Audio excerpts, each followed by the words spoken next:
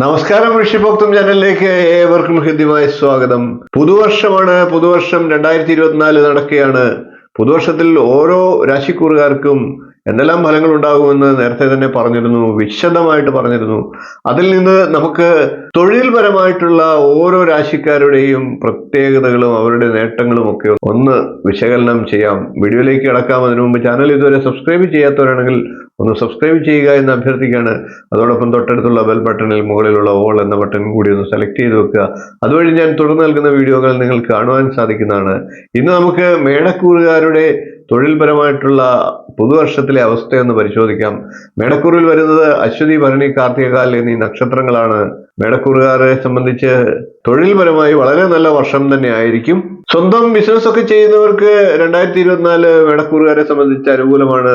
Marketing രംഗത്തുള്ള മേടക്കൂറുകാർക്കും അനുകൂല വർഷമാണ്. ബിസിനസ്സിൽ വിപുലീകരിക്കാനൊക്കെ സാധിക്കുന്നതാണ്. അവർക്കൊക്കെ രാജയോഗ തുല്യമായിട്ടുള്ള ഫലങ്ങൾ 2024 തൊഴിൽപരമായി നൽകുന്നതാണ്.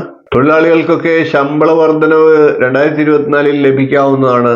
അതേപോലെ തന്നെ പ്രൊമോഷൻ പോലെയുള്ള കാര്യങ്ങളും നേട്ടമുണ്ടാകുന്നതാണ്.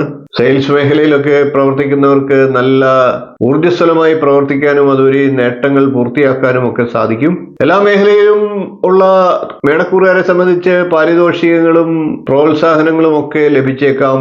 കായിക രംഗം, പോലീസ്, പട്ടാളം, മെഡിക്കൽ രംഗം, പർവ്വതാരോഹണം തുടങ്ങിയ സാഹസ്യമായിട്ടുള്ള പ്രവർത്തനങ്ങളിലൊക്കെ ഏർപ്പെടുന്ന തൊഴിലുള്ളവർ, കൂടാതെ അത്യാഹിത വിഭാഗങ്ങളിലൊക്കെ പ്രവർത്തിക്കുന്നവർ, ഓഹരി വിപണി എന്നീ മേഖലകളിലൊക്കെ പ്രവർത്തിക്കുന്നവർ, ഇവർക്കൊക്കെ 2024 അതിഗംഭീരമായിട്ടുള്ള വർഷമാണ്.